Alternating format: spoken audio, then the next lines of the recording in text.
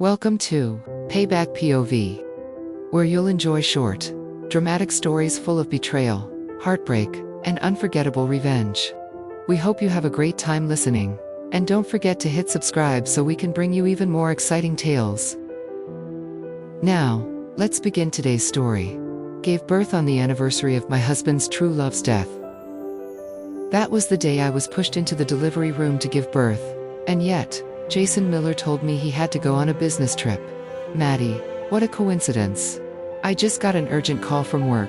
Let Mom take you to the hospital, okay? My mother-in-law, pretending to be kind, leaned close and whispered, Maddie, Jason's out there working hard to earn money for the baby's milk. You should be more understanding of him. When I stayed silent, she didn't hesitate. Even as I lay on the operating table, she forced me to swear, on the life of my newborn child, that I would never argue with her son again. But I remember very clearly, that day was the anniversary of the death of Jason's first love, Chloe Anderson. The moment I was wheeled out of the delivery room, the familiar figure of Jason filled my vision. He rushed straight toward me, eyes full of panic, brows drawn tight. Maddie, I'm late, I'm so sorry. His voice was hoarse, trembling like it was caught in his throat. My heart gave a sharp pang. But as I turned my head away, I caught a faint sensottle, floral, unmistakable, gardenias, the same flowers Chloe had loved more than anything when she was alive. Maddie, what's wrong? Please don't cry. I'm sorry I was wrong to leave you when you needed me most. His fingers brushed away my tears with such tenderness that, to anyone watching, we would have looked like the perfect loving couple. Jason and I had fallen in love back in college. We stumbled into adulthood together, but it was never smooth. And just when our love burned brightest, Jason reconnected with Chloe, my former roommate. It wasn't like some trashy soap opera dramatic cheating, no crossing the line physically. What they shared was worse, a connection of the soul. The three of us became tangled in a quiet, destructive triangle. On a hiking trip, Chloe pretended to twist her ankle. Jason instantly scooped her up. She clung to him tightly, chest pressed against his back. His ears turned red, and though he said nothing, his grip on her legs tightened. A silent answer. At school events, they'd sneak glances across the gym, share the same bottle of water. But when he was with me, Jason often seemed distracted. On his phone, beneath the photos of us smiling together, lay endless messages with her full of warmth that should have belonged to me. I chose to let go. Jason swore to me, opening his phone without hiding anything. There's nothing between us, Maddie. Don't doubt me. You're the only one I love. Yet, at graduation, I saw Chloe quietly slip her hand into his. The way they looked at each other like the world only made sense when they shared it, told me everything I needed to know. And still, Chloe left. She moved away to build her career. Jason slowly returned to me, loving, gentle, attentive. I believed we'd survive the storm. That maybe love had found its way back, but fate had other plans. Chloe died, and from that moment on, she lived forever in Jason's heart. Just as she'd promised me in her final words, Maddie, don't think you've won just because you get the rest of Jason's life. Even if I die, the only woman he'll truly love is me. How do you fight a ghost? How do you compete with someone who's no longer alive? Jason's voice broke into my thoughts, pulling me back to the hospital bed. Maddie, thank you for giving me such a beautiful baby boy. I turned my face away, dodging his touch. Jason, I said coldly, if our first baby had survived, he'd already be a year old by now. The air froze. Jason's brows furrowed, his voice suddenly sharp. Why bring that up now? That child wasn't meant to be, it wasn't fate. I hurt too, Maddie. I laughed bitterly. No, Jason, you and Chloe killed my baby. I once thought Chloe was just a fleeting weakness in Jason's heart. I believed the man he loved most deeply, and truly was me. So when Jason and I got married, I thought I was the one who had finally won. But Chloe showed up at our wedding. I wore my white gown, basking in the blessings of friends and family. Yet in a quiet corner, where no one else was looking, the groom I groomed was holding Chloe in his arms. Like lovers torn apart by fate, they clung to each other. Chloe buried her face against Jason's shoulder, sobbing so hard her body shook. They leaned their foreheads together, and kissed. A desperate, stolen kiss. In front of everyone I had ever known, rage consumed me. I stormed toward them like a woman possessed. You two are disgusting. My best friend, and the man I love. How could you betray me like this? Chloe's tear-streaked face turned toward me, her long lashes wet, her beauty almost fragile. Maddie, my love for Jason is just as real as yours. Don't you think it's unfair to me? Can't you let him go, just this once? Jason held her tightly, his eyes soft, pained, overflowing with tenderness. I felt sick. They wrapped their dirty desires in a mask of pure love, expecting me to pity them. And there I was, 7 months pregnant, stumbling forward. Jason didn't hesitate. He shielded Chloe, shoving me backward. I crashed onto the ground, pain tearing through me. He sneered at me, still holding her. Maddie, stop pretending to be the victim. Get up and apologize to Chloe right now. Chloe peeked up from the safety of his arms, her lips curling in a cruel smirk. Just die already. Blood pooled beneath me, darkness swallowed everything. By the time friends and family rushed me to the hospital, my baby was gone. Jason knelt beside my hospital bed, swearing before my parents. Mom, Dad, I swear. Nothing happened between me and Chloe. We cared about each other, but we never crossed the line. She only came that day to say goodbye. From now on, I'll be a good husband to Maddie, I promise. But my parents scolded me instead. Maddie, do you really want to divorce him on your wedding day? Do you want to humiliate us in front of everyone? He didn't actually cheat. He's still a responsible man. If you walk away, you might never find someone this good again. And so, I compromised. A year passed after Chloe's death before I dared to speak her name aloud again. Jason's eyes flickered away, his fingers adjusting his glasses, as his voice turned cold. She's gone, Maddie. What else do you want? Why can't you let go of the past? Can't we just live in peace? Then he fled the room, leaving me in silence. Outside, lightning split the sky, thunder shaking the walls. The storm mocked me, just like fate had been mocking me all along. Moments later, my mother-in-law entered, cradling my newborn son. Maddie, don't be lazy. The baby's hungry. Time for you to breastfeed. I don't want to. There's formula on the table. What? She gasped. When Jason was a baby, I nursed him until he was almost 2, and look how healthy he turned out. Are you trying to kill my grandson by giving him formula? Before I could react, she reached out to pull at my gown. Shame and fury exploded inside me. I shoved her hand away, ripping the 4-needle from my arm, blood spilling instantly. Just then Jason rushed in, pressing on my arm to stop the bleeding, slamming the nurse's button. Mom, Maddie's on an IV. What the hell are you doing? But the moment the nurse left, Jason's expression softened again, his voice sugary and coaxing. Maddie, I know I was wrong earlier. I just closed a big contract today. There's a bonus coming at the end of the month. What do you want? I'll buy you anything. He acted like the perfect husband, a man who could erase everything with a smile. But I saw through it. I looked him in the eye, my voice sharp as glass. Chloe died giving birth on this very day. And now our son is born on her death anniversary. Tell me, Jason, doesn't that feel like fate? His whole body froze. His eyes went blank, his jaw clenched. Then, suddenly, he shouted, almost in rage, why are you bringing her up again? She's dead, Maddie, dead, and you still won't let her go. Why are you so cruel? She never did anything to you. And I couldn't help but remember, years ago, when he stood beneath the cherry blossoms, with his ears burning red, telling me, Maddie, I love you. Will you be with me for the rest of your life? How cruelly fate twists people. The boy who swore to love me forever now hated me for daring to exist beside his dead lover. After I lost the baby, Jason suddenly came back to the family. But one night, years later, he came home past midnight. When he lay down beside me, I smelled it, faint, but undeniable, perfume. Not just any perfume, Chloe's perfume. My hands trembled as I reached for his phone on the nightstand. The contact pinned to the top of his messages was Chloe. Even though she was married by then, they still messaged each other every day. A photo of a plant she'd posted. The pot you bought me is growing so well. Jason had been checking in on her, sending her nutrition tips, reminding her how to care for herself during pregnancy.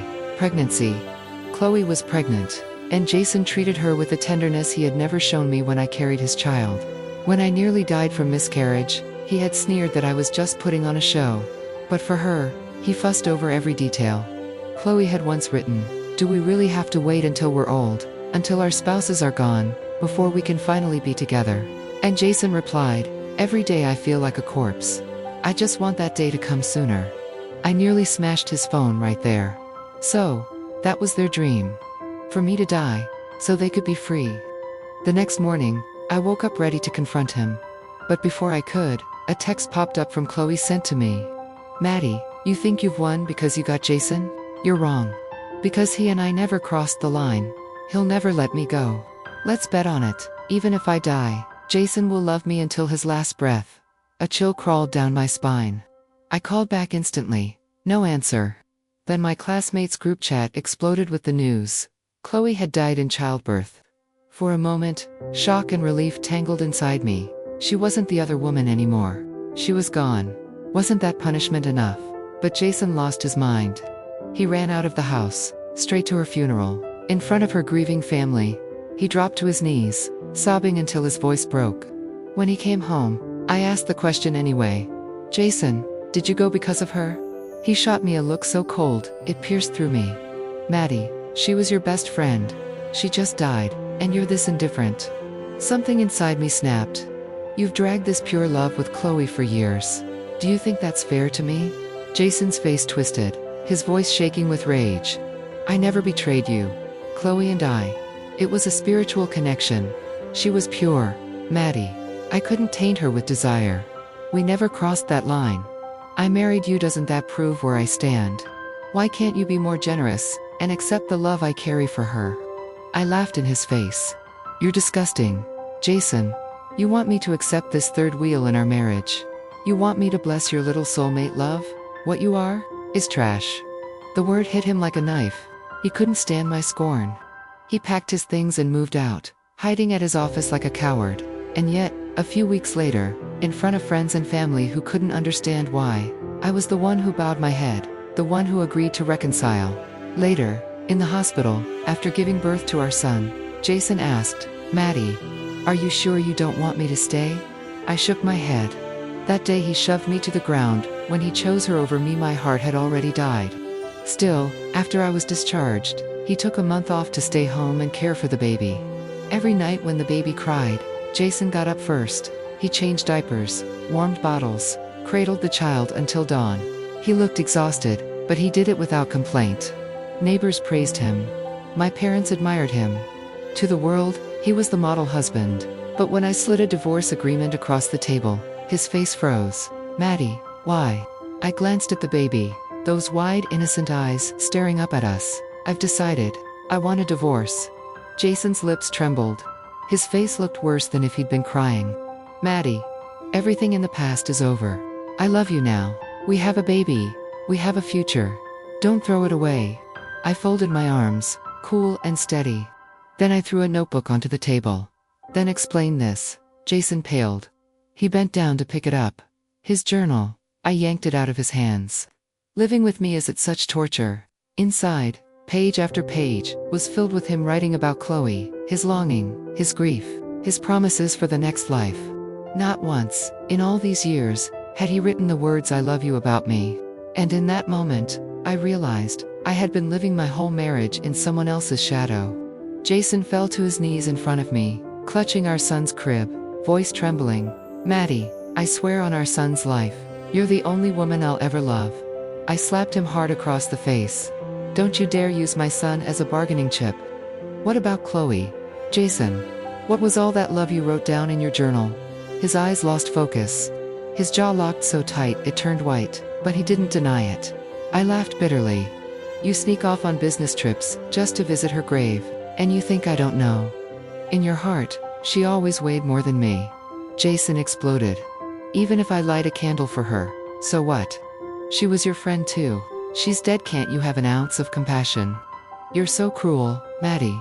Cruel, I snapped. No, Jason. You were cruel the day you shoved me to the ground, and I lost our child. You were cruel every time you compared me to her. And now, you're not my husband. You're just a coward still in love with a ghost. I handed him the divorce papers. Sign them. Let's end this. But Jason refused. Maddie, are you depressed? Think about our baby. He needs his father. I smiled, a thin, sharp smile. Funny thing, Jason, he isn't even your son. I went to the sperm bank. He isn't your blood. His veins bulged. His face turned red. You're lying. I stood firm. No, this was my revenge. Jason snapped. He tore through the house, smashing everything in sight, screaming like a madman. I've been betrayed. You humiliated me. Our baby wailed in terror. My mother-in-law barged in, screaming at me too. She always believed her son was blameless, even when he broke me apart piece by piece. But this time, Jason silenced her with a roar. Get out. When the chaos settled, he collapsed onto the sofa, face buried in his hands, trembling like a broken man. The next morning, he whispered, his voice raw, Maddie, from now on, I'll be his father. I'll raise him as my own. Please, don't leave me. But it was too late. I gathered my things. I looked at the man who had once promised me forever. His eyes were bloodshot, his suit wrinkled, his pride stripped away. He clutched me desperately. Maddie, we've been together 2,555 days. You really want to let go now? I pulled free. Yes, for the first time in years, I felt free. I moved out, taking my baby with me. I rented a small apartment, hired a kind nanny, and started building a new life. I learned to bake. I decorated my home with flowers. I even tried skiing and swimming, things I never dared to do when I was trapped in that marriage. Life became colorful again. And then, there was Ryan Thompson, my neighbor across the hall. He was a widower, raising his daughter Bella alone. A strong man with soft eyes. He ran a small gym downstairs. He helped fix my leaky sink. He cooked dinner for us when I came home late. His little girl tugged on my hand, calling me Aunt Maddie, begging to play with my son. The four of us laughed together like a family, though none of us dared say it aloud. Ryan was steady, responsible, and kind. He never looked at me like I was broken. For the first time in years, I felt safe. One night I finally said it. Ryan, I don't know if I can love again, but if you're willing, I want to try with you. His face lit up like fireworks. He pulled me into his arms, his voice hoarse with emotion. Maddie, I've been waiting for this moment for so long. I'll never let you go. I placed a finger on his lips, smiling softly. Don't promise forever. Let's just live in the present. Months later, I received a letter in the mail. It was from Jason, a suicide note. By the time we signed the divorce papers, he had already been diagnosed with late-stage leukemia. He hadn't told anyone. The letter was full of regret, apologies, and memories of the love we once had. He wrote, Maddie, this is the punishment I deserve. Every day I watched you from afar, at your bakery, pretending I was just a husband waiting for his wife to come home.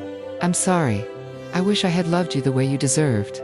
I stood frozen in the sunlight, the letter shaking in my hands. But when I turned, Ryan was there, holding our children, waiting for me, with patience and warmth. I dropped Jason's letter into the trash. And with a smile, I walked toward the family that was truly mine. The sunlight poured over us, warm and bright, a future no ghost could ever take away.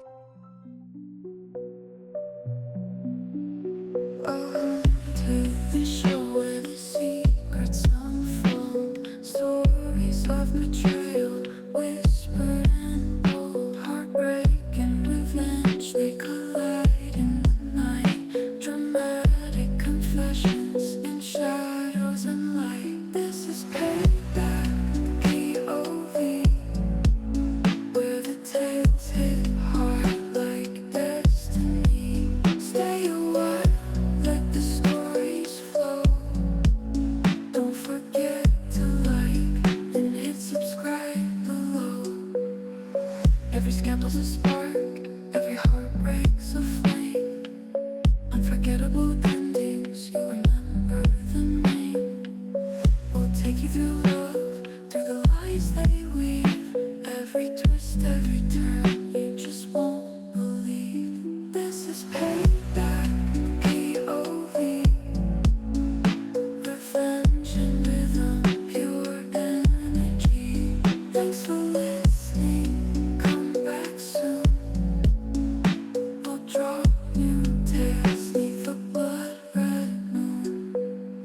Thanks for tuning in to Payback POV. Hit subscribe and join us for more unforgettable stories of betrayal, heartbreak, and sweet revenge.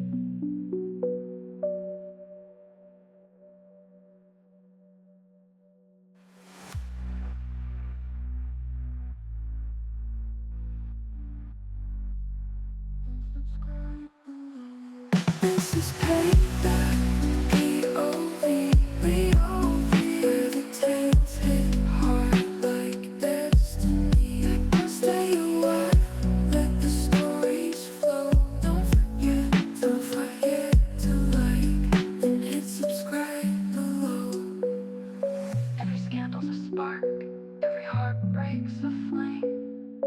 Unforgettable endings, you'll remember the name. We'll take you through love, through the lies they weave. Every twist, every turn, you just won't believe.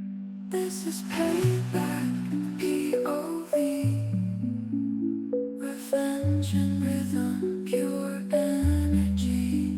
Thanks for listening, come back soon. We'll drop new tales neath the blood red moon. Thanks for tuning into Payback POV. Hit follow, hit subscribe, and join us for more unforgettable stories of betrayal, heartbreak, and sweet revenge.